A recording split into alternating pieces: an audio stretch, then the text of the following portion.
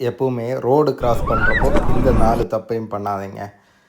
முன்ன பின்ன வண்டி வர்றப்போ நம்ம கிராஸ் பண்ணிக்கலாம், நம்ம போய்க்கலாம், அவங்க வெயிட் பண்ணுவாங்கன்னு நினச்சி எப்போவுமே ரோடு கிராஸ் பண்ணாதீங்க.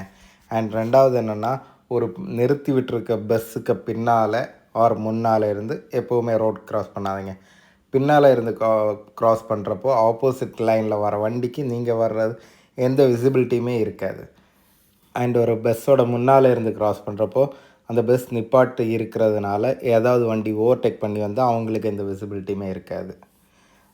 அண்ட் மொபைல் ஃபோன் யூஸ் பண்ணி எப்போவுமே ரோடு கிராஸ் பண்ணாதீங்க. ஏன்னா உங்கள் கவனம் ரோட்டில் இருக்காது.